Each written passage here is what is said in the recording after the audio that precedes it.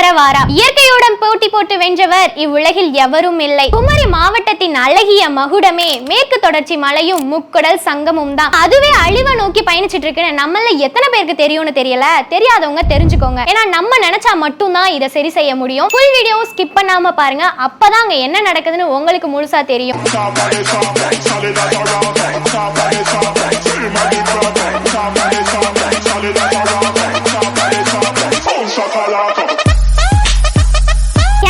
இருக்கக்கூடிய விழுஞ்சம் அப்படின்ற ஒரு பகுதியில ஒரு போர்ட்டை வந்து சாகர்மாலா ப்ராஜெக்ட் அப்படின்றதுல அதானி குரூப்ஸ் வந்து கட்டிட்டு இருக்காங்க. விழுஞ்சம் பகுதியில இயற்கையாவே டீப் வாட்டருக்கு, அதாவது கடல் மட்டத்தை விட நிலமட்ட உயர்வு அதிகமா இருக்கு. போட் எல்லாமே ஈஸியா வந்து போறதுக்கு வசதியா இருக்கும். இந்த பகுதியில போர்ட்டை கட்டிட்டு இருக்காங்க. ஆனா சீனாவும் அவங்களுடைய துறைமுகத்தை ஸ்ட்ராங் ஆக்கிட்டு இருக்காங்க. ஸ்ரீலங்காவும் அவங்களுடைய துறைமுகத்தை ஸ்ட்ராங் ஆக்கிட்டு இருக்காங்க. நம்ம இந்தியா ஓஷன்ல தான் மிகப்பெரிய பிசினஸே நடக்குது. இதனாலதான் சீனாவும் ஸ்ரீலங்கா, ஆப்பிரிக்கா இந்த மாதிரி நாடுகள் எல்லாருமே அவங்களுடைய போர்ட்டை வந்து ஸ்ட்ராங் ஆக்கிட்டு இருக்காங்க. இத பார்த்த நம்ம இந்தியா, நம்ம கிட்ட தான் வி ஷேப்ல கடல் வளம் இருக்கே, நம்மளும் ஒரு துறைமுகத்தை ஸ்ட்ராங் ஆக்கலாம். இந்த சாகர்மாலா ப்ராஜெக்ட் ஆரம்பிக்கிறாங்க. என்னடா இந்த பிள்ளை கன்னியாகுமரி காணாம போகுதுன்னு சொல்லிட்டு கடல் துறைமுகத்தை கட்டுறத பத்தி பேசிட்டு இருக்குன்னு யோசிக்கிறீங்களா? இங்கதான் ட்விஸ்டே இருக்கு. சொல்றேன் வாங்க. எதுக்காக கொச்சின், சென்னை, தூத்துக்குடி இங்கெல்லாம் கட்டாம விழுஞ்சம் பகுதியில கட்டுறாங்க அப்படின்னா அங்க இயற்கையாகவே நிறைய பெனிஃபிட்ஸ் இருக்கு. டைரக்டாவே பெரிய கப்பல்கள் எல்லாமே வந்து போக முடியும். சின்ன சின்ன கப்பல்களுடைய உதவி இந்த இடத்துல தேவையே படாது அப்படின்ற ஒரு காரணம். இன்னொரு காரணம், மத்த கடல்ல எல்லாம் உள்ளக்க மண்ணு, நிறைய செடி கொடிகள் இந்த மாதிரி எல்லாம் வளரும். நிறைய துறைமுகத்துல பார்த்திருந்தா அங்க நிறைய கிரெயின்ஸ் எல்லாம் வச்சிருப்பாங்க அதை அள்ளுறதுக்காக. இந்த இடத்துல இயற்கையாவே அந்த மாதிரி மண்ணு, செடி கொடிகள் எதுவுமே சேராது என்ற காரணத்தினாலையும் இந்த இடத்துல துறைமுகத்தை கட்டுறாங்க. இதனால நம்ம பிசினஸ் பண்றதுக்கு ரொம்பவே நல்ல இடம். நம்ம இந்தியாவுடைய எக்கனாமிக்ஸ் வந்து நல்லா பூஸ்ட் அப் பண்ணலாம் அப்படின்ற ஒரு காரணத்தினால இந்த இடத்துல துறைமுகத்தை கட்டிட்டு இருக்காங்க. இது ரொம்பவே ஒரு நல்ல விஷயம் தான். ஏன்னா நமக்கு ஒரு பொருளாதாரத்தை அதிகப்படுத்தி கொடுக்கக்கூடிய ஒரு விஷயம். ஆனா இதுல இருக்கக்கூடிய மேட்ரே என்னன்னா பிரேக் வாட்டர் கன்ஸ்ட்ரக்ஷன். ஒரு துறைமுகத்துடைய முக்கியமான விஷயமே இதுதான். இந்த பிரேக் வாட்டர் கன்ஸ்ட்ரக்ஷன் அப்படின்னா என்னன்னா, கடல்ல நிறைய விதமான அலைகள் வந்துட்டு இருக்கும். இதனால பெரிய பெரிய கப்பல்கள்லாம் நிக்காது ஒரு இடத்துல. இந்த அலைகளை கட்டுப்படுத்துறதுக்காக கடலுக்குள்ள கல்ல போட்டு ஒரு அணை கட்டுற மாதிரின்னு வச்சுக்கோங்களேன். அந்த கேப்புக்குள்ள கப்பல்கள் எல்லாமே வந்து போகும். அலைகளை ஒரு கட்டுப்பாட்டுக்குள்ள வச்சுக்க முடியும். இத கட்டுறதுக்கு எக்கச்சக்கமான பாறைகள் தேவைப்படும். இத கேரளால எடுக்கலான்னு பார்த்தா எல்லாமே மேற்கு தொடர்ச்சி மலைகள். இந்த மேற்கு தொடர்ச்சி மலை கிட்டத்தட்ட 18 கோடி ஆண்டுகளுக்கு முன்னாடி உருவானது. இந்த மலை கன்னியாகுமரி வரைக்குமே இருக்கு. இந்த காரணத்தினால தமிழ்நாடும் கேரளாவும் சேர்ந்து ஒரு ஒப்பந்தம் போட்டுக்கிறாங்க 2021. அதாவது கன்னியாகுமரி, தென்காசியில இருக்கக்கூடிய மலைகள்ல இருந்து தேவையான கல்களை எடுத்துக்கலாம் அப்படின்னு ஒரு அக்ரிமெண்ட்டை போடுறாங்க. இந்த கன்னியாகுமரி விழுஞ்சம் பக்கத்துல இருக்க காரணத்தினாலையும் கன்னியாகுமரியில இருந்து மலைகளை கொடைஞ்சு கல்களை எடுத்துட்டு இருக்காங்க. இத கட்ட டன் கணக்குல பாறைகள் தேவைப்படுது. வருட கணக்காகும் இத கட்டி முடிக்கிறதுக்கு. இந்த கல் அது வரைக்கும் லாரி மூலியமா கொண்டு போயிட்டே தான் இருக்கும். இத நம்ம மினிஸ்டர் கூட நோட்டீஸ் பண்ணிருந்தாங்க. எப்படின்னா 10 வீல் வச்ச ஒரு லாரி தான் போயிட்டு இருக்கணும். ஆனா இப்ப 16 வீல் கொண்ட லாரிகள் போயிட்டு இருக்கு. நிறைய கல்ல கொண்டு போயிடலாம் அப்படின்ற ஒரு காரணத்தினாலையும் இந்த லாரிகள் வந்து கொண்டு போயிட்டு இருக்காங்க. மார்த்தாண்ட பிரிட்ஜே டேமேஜ் ஆகிற அளவுக்கு ஒரு நாளைக்கு 10,000 லாரிகள் டன் கணக்குல கல்லை ஏத்திட்டு போயிட்டு இருக்காங்க. இந்த மலைகளை எடுக்கிறதுனால ஏற்படக்கூடிய பாதிப்புகள் எல்லாமே தெரிஞ்ச மக்கள் இத ஃபர்ஸ்ட் வேணாம் அப்படின்னு சொல்லிட்டு இருந்தாங்க. ஒருத்தன் ஒரு ஊருக்கு 2 மாசமோ இல்ல 3 மாசமோ போயிட்டு வந்து பாக்குறான் அப்படின்னா அவனை வழி அனுப்பி வச்ச மலை திருப்பி வரும்போது வரவேற்கிறதுக்கு இல்ல.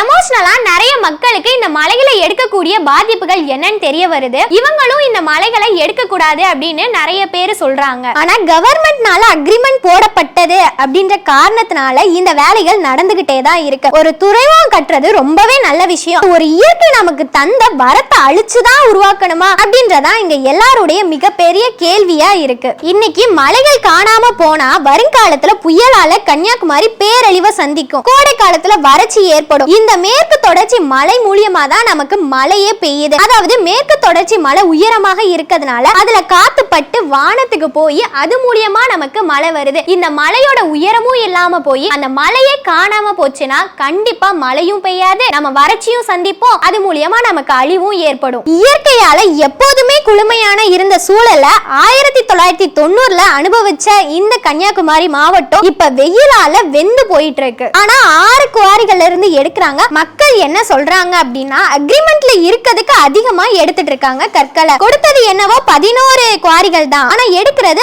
6 இடத்துல எடுத்துட்டு இருக்காங்க. அகஸ்தீஸ்வரம், சித்திரம்கோடு, பொட்டரியடி, குரண்டி, சிறுலோடு இந்த மாதிரி ஒரு 6 இடத்துல எடுத்துட்டு இருக்காங்க. ஆனா அளவுக்கு மீறி எடுத்துட்டு இருக்காங்க. அங்க இருக்க மக்களுடைய கண்ணு முன்னாடியே மலைகள் காணாம போயிட்டு இருக்கு அப்படின்னு ரொம்பவே கஷ்டத்தோட சொல்லிட்டு இருக்காங்க. இந்த போர்ட் நமக்கு தேவைதானா அப்படின்னா நமக்கு வேணும். என்ன, நம்ம நாட்டோட பொருளாதாரத்தை அதிகப்படுத்தி கொடுக்குது. சிங்கப்பூர், மலேசியாக்கெல்லாம் போக வேண்டிய பெரிய பெரிய பிசினஸ் எல்லாமே நம்ம இந்தியாவுக்கு வரும். Sri Lanka, Malaysia, Singapore, Indonesia, Africa எல்லாமே சந்திக்கக்கூடிய நம்ம இந்த விழுஞ்சத்துல கட்டக்கூடிய துறைமுகம் இருக்க போகுது. ஏன் கன்னியாகுமரியில எடுக்கிறத கேரளால எடுக்கலாமே அப்படின்னு நம்ம எல்லாரும் நினைக்கலாம். ஆனா சவுத்தாச்சும் ஒரு பக்கம் டெவலப் ஆகிட்டு இருக்கே அப்படின்னு சந்தோஷப்பட்டுக்க வேண்டியதான். அது எந்த நாடா இருந்தாலும் சரி, எந்த ஊரா இருந்தாலும் சரி, எந்த கண்டமா இருந்தா என்ன, இயற்கை நமக்கு கொடுத்த வரத்தை என்னைக்குமே நம்ம அழிக்கணும்னு நினைக்கவே கூடாது. நம்மளோட எண்ணம் இதை கட்டக்கூடாது அப்படின்றது இல்ல, இயற்கையை அழிக்க கூடாது அவ்வளவுதான். இத கிட்டத்தட்ட ஒரு 16 கோடி செலவுல நடந்துட்டு இருக்கு.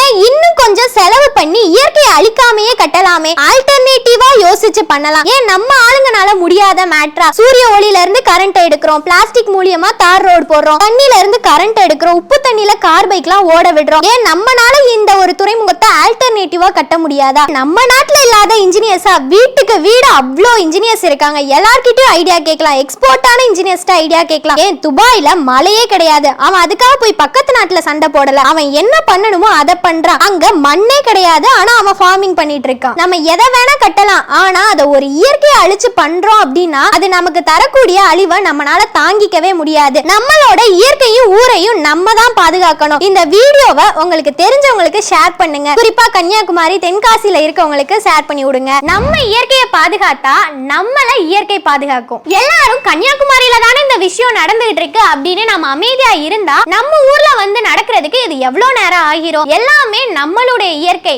நம்ம நினைச்சா எல்லாத்தையுமே பாதுகாக்க முடியும். ஒரு ஊர்ல நடக்குதுன்னு நம்ம அமைதியா இருந்தோம் அப்படின்னா அது எல்லா ஊருக்குமே ஏற்படக்கூடிய ஒரு அழிவா தான் இருக்கும். சில நாடுகள் இயற்கை வளங்களை இல்லாம இயற்கை வளங்களை செயற்கையா உருவாக்கிட்டு இருக்காங்க. ஆனா நம்ம கிட்ட இருக்கக்கூடிய இயற்கை வளங்களை பாதுகாக்க தெரியாம அழிச்சுக்கிட்டு இருக்கோம். இந்த மாதிரி நம்ம நாட்டுல நடக்கக்கூடிய மர்மமான விஷயங்களை தெரிஞ்சுக்கணும் அப்படின்னா நம்ம சேனலை சப்ஸ்கிரைப் பண்ணிக்கோங்க. வெயிட் பண்ணிட்டே இருங்க, அடுத்த வீடியோல சந்திக்கிறேன். டாடா.